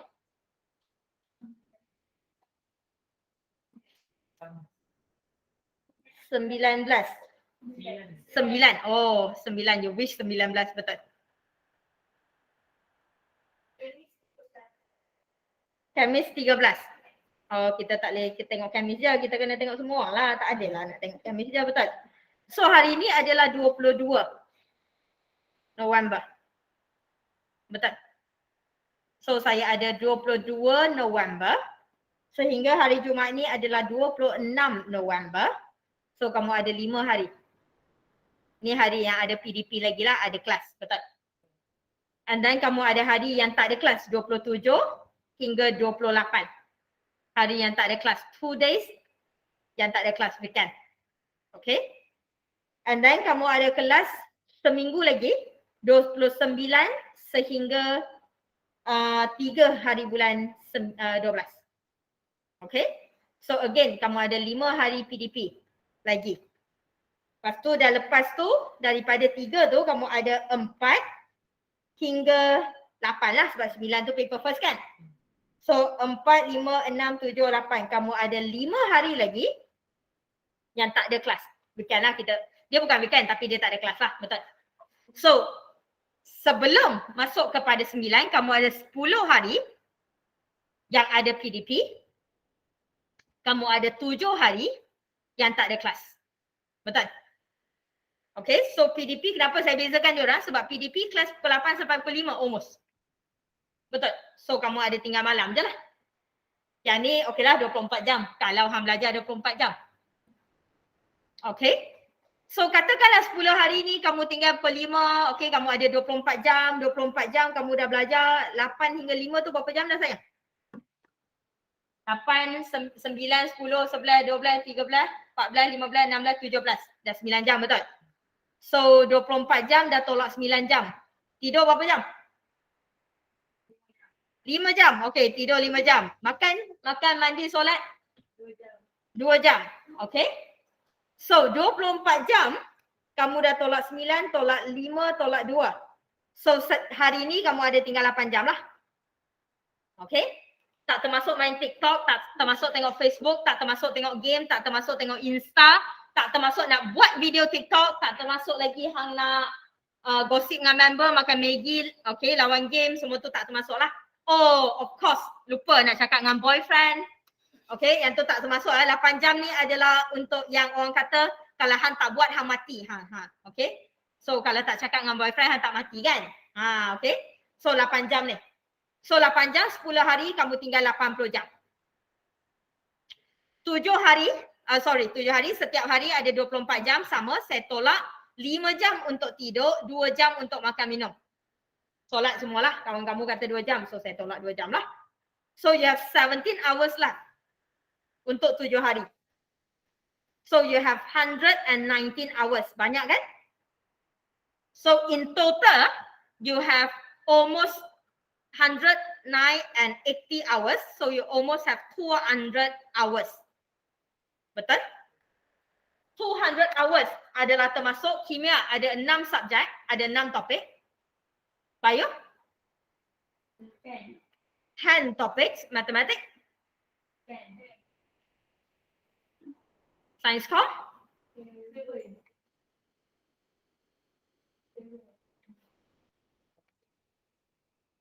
topics tau, bukan subjek, by chapter. 200 hours divide by 30. Satu chapter kamu ada 6 jam sahaja termasuk hari ini. Dan satu chapter ada 6 jam sahaja Han nak buat revision. Yang Han tak faham, Han nak tengok video YouTube saya, Han nak pergi tanya cikgu kamu, Han nak buka nota ataupun baru nak cari nota sebab nota tak jumpa, tak tahu kat mana. Okay. Dan 6 jam ini adalah tak termasuk Han nak dating dengan boyfriend, Han nak makan, Han nak lepak kat kafe, nak pergi beratur beli apa benda kat luar, Han nak video TikTok, Han nak pergi swipe whatever things, nonsense thing that you want to do, and of course tak termasuk hang tidur lebih daripada 5 jam. Oh, tak termasuk weekend nak video call dengan mak kamu, nak gosip Miss Wong buat jahat macam mana. And you have 6 hours for one chapter. Starting today with no one single minute wasted in your life. With sleeping 5 hours per day, and eating and praying and shower for only 2 hours in a day. And if you think that 200 hours is enough for you, good luck and all the best. And for those that have not started, yang masih rasa alah sedihnya kena balik college, lepas tu semalam duk ajak mak pergi jalan tu, good luck and all the best. Boleh? Oh, tak termasuk Han nak travel balik lagi ke KMPP? Oh God. Eventually satu chapter mungkin tinggal 2 jam, betul? And you will be dead by that time. So is the reality hit you very hard now? Please do. Alright, 2 weeks is not long. 2 weeks minus with a lot of nonsense is even shorter. Okay? Nothing is too late and nothing is impossible. Just get it going. Get started, then you'll be good. Alright? Boleh? So next week kita nak buat apa? Saya harap saya ada membantu sikit lah topik 4 hari ni. Dan saya tak boleh nak ajar dari awal sayang. Kamu kena faham, saya tak boleh ajar satu-satu dari awal. Okay? Minggu depan nak buat topik 1 ke topik 2? Topik 2. Okay? Boleh? Buat revision sikit topik 2, kita buat topik 2. Okay? Alright, kalau tak ada apa, I think that's it for today. Alright? And thank you untuk yang duduk di rumah. Thank you so much and I hope I have helped you something. Ada soalan apa-apa boleh tanya and safe journey home. Safe journey back to the college. Thank you, Miss. Thank you. Thank you, Miss. Thank you, Miss. Thank you, Miss. Thank you, Miss.